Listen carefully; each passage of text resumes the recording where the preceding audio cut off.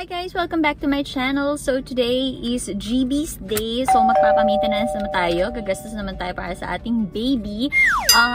This is for 35,000 kilometers. So actually wala na tayong warranty. But then again, syempre nanonood din tayo ng mga reviews and pinag-iisipan din natin yung cost. Since actually one of the reasons why we do the maintenance in casa is because there is a possibility that they don't honor the warranty if ever na may pinagalaw ka sa labas or may pinagawa ka. Pero kung tapos na yung warranty niya, 'di ba? What is the point?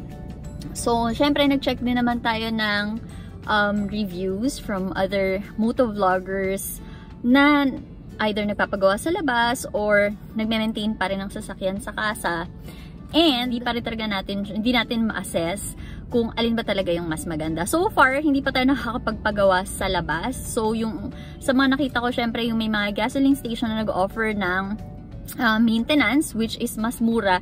Tapos, syempre, meron pang mas mura, which is yung talagang parang personal business. However, ako lang naman as a girl, as a first time brand new car owner, hindi naman tayo masyadong magaling sa sasakyan. So I actually understand if for example lalaki kayo, magaling kayo sa sasakyan, you probably don't need to maintain your vehicles in casa kasi alam nyo naman kung ano yung mga dapat i-check.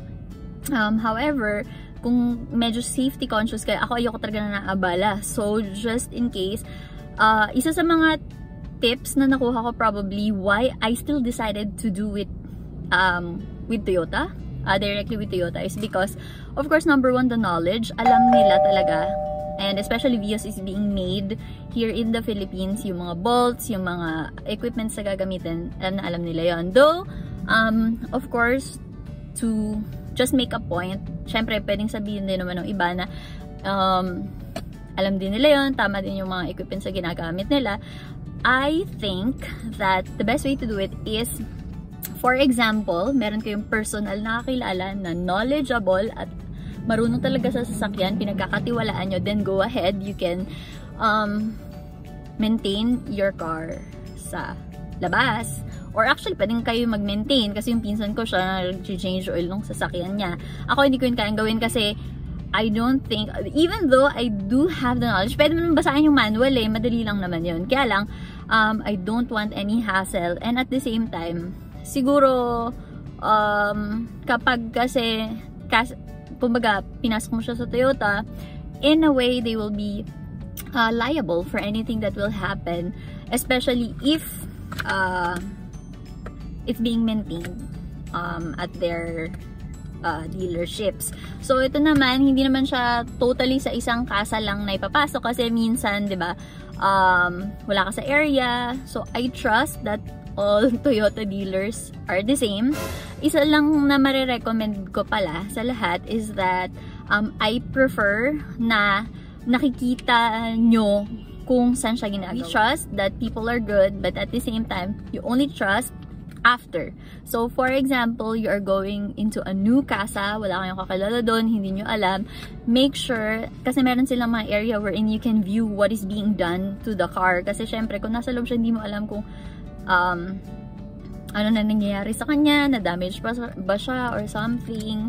So, communicate to your service advisor, ano yung mga gusto mong gawin, and you can actually talk to them regarding sa concern bago nila simulan yung sasakyan, tsaka yung mga special requests, like for example, nagmamadali kayo or meron kayong gustong ipa-check specially, but for the preventive maintenance, just to make sure that everything is in place, and kung may kailangan palitan, pwede nyo siyang sabihin in advance na you may check everything and tell me if it needs to be replaced.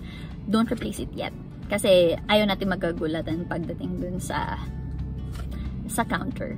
So, yun. Actually, I just walked in today and pang number 13 pa tayo. But I don't mind as long as malalaman natin kung ano yung mga gagawin, standard yung gagawin.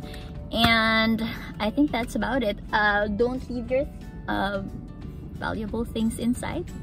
And bring a book so that you won't get bored or marami kayong gagawin pa for today because I do have a lot of pendings pa. So, even if I finish here at 5, I don't think I mind. So, let's see how it will go. Sana okay naman si GB. Having a car is like having a baby. That's what I always say. Magastos. Gas, toll, and of course, the maintenance. It's very important para hindi kayo ma-hassle sa daan. And tires, I think it's gonna be changed soon. So, let's go.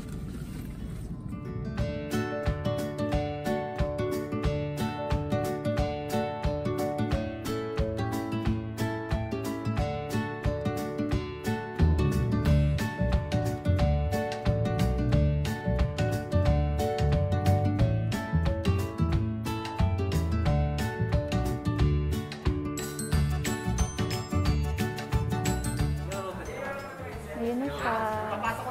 Okay, so wala silang express maintenance bay na nasa labas. Pero, once na makapasok na yung sasakyan, makikita mo naman siya sa workshop. So, lahat ng nakaupo dito, makikita nyo kung ano nang ginagawa sa sasakyan. And I requested here para kita natin siya. Okay, so nag-review lang ako ng konti ng gagawin ko. But then, ako na pala yung next. So, ayan. Ayan siya.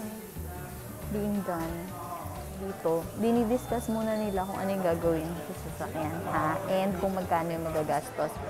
So, good. I think that's a good point. And then, dito siya. Extra tayo.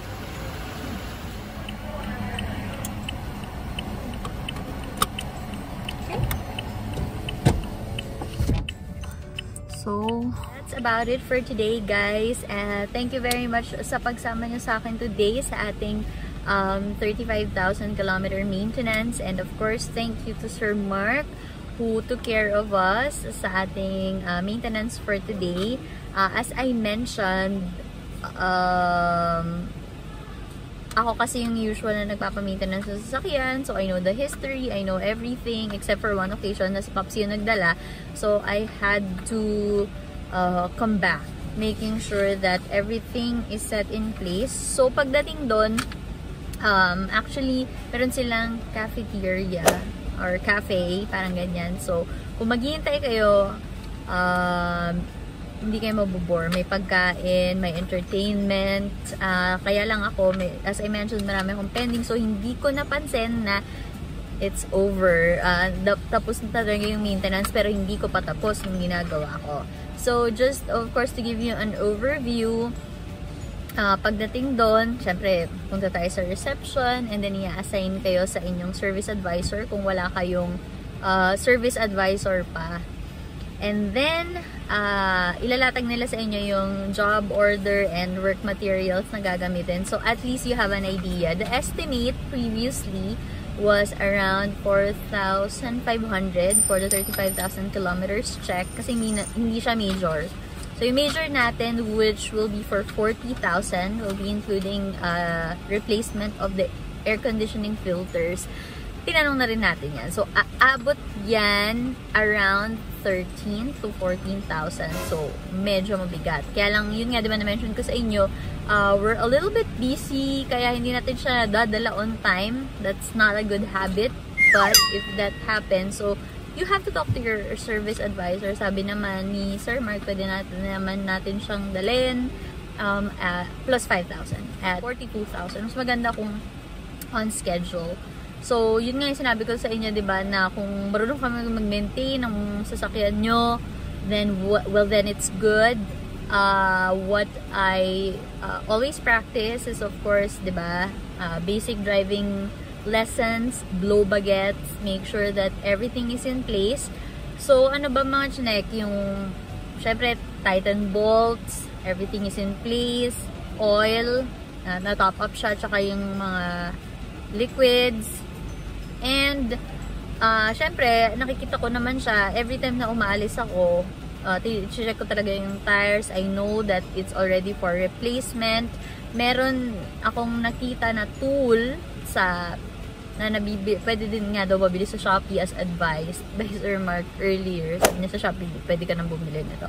So, makikita mo kung nasa red line na ba siya or blue line, and that's a signal. So the brakes, they checked it at 9 and 3 respectively. So I think the minimum that you may have is 3 sa front and 1.5 sa likod. So brakes are okay. That is very important. The handbrake was adjusted. Lights are okay. So we're all good, set for the road, especially kung may road trip kayo, upcoming road trip. However, for the tires, this is an open secret. Of course, the tires at the dealership are more expensive, so you can check outside. I am eyeing for Yokohama. There are also other brands of tires. So, kung meron kayo recommendation for tires, just let me know. Hindi ko siya mapapapalitan for today. Kailangan ko pang humingi ng ayuda. Pahingi ng ayuda for the tires. It's around 3,700 per piece. So, 3,6,912. Approximately 15,000 just for the tires. But it's good. Yun yung reason. Kaya, nagmamadali talaga ako magpa-maintain because I know definitely there's the tires need to be replaced already, and that is already in the list. I just also wanted to make sure that the brakes are being checked. Okay yung brake. It's just that manipis na kasi yung gulong. So, alam mo yun, pag umapa ka sa brake, ano na siya, hindi na siya talagang kumakapit. So, yun, that is very important. So, yes, after na i-discuss ni service advisor, ni SA, yung gagawin sa sasakyan, ipapasok na siya.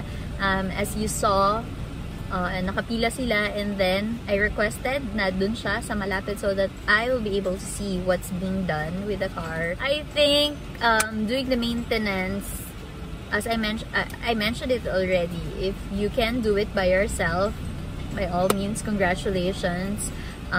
Go for it, as long as you know what to do, what to check, and you have the peace of mind. Kasi ikaw mismo yung gumawa. Like, for example, you're checking the tires. You're doing the tires yourself, so you know that it's secured, it's safe, you have a peace of mind.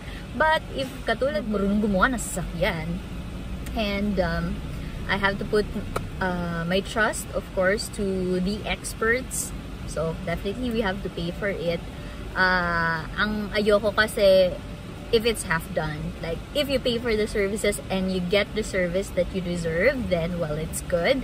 However, alam mo yun, ayoko nung nagbabayad ng kalahati. Because I call it, nag-aarimuhunan. Gusto mong makatipid, for example, but then, you compromise the safety. So, hindi ka rin naman, wala ka rin namang peace of mind when, with regards to that. After that, they will wash your car. It's already in the package, and again, your service advisor will be talking to you regarding everything that has been done with the car, and of course, yung mga probably kung merong needs replacement, ganyan. Tapos diniscuss na rin niya yung 40,000 upcoming, so you have to save up again for the maintenance.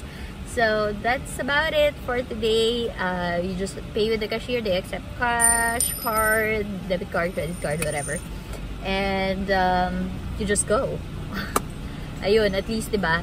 I think you pay for the peace of mind, knowing that again, you're roadworthy, and it's not only for yourself, it's for your family, making sure that you'll be safe on the road, and also for the other people. Medyo nakalungkot, diba, yung fact na yung iba, hindi sila ganun yung mindset nila. But, well, we have to start with ourselves. So, that's about it for today.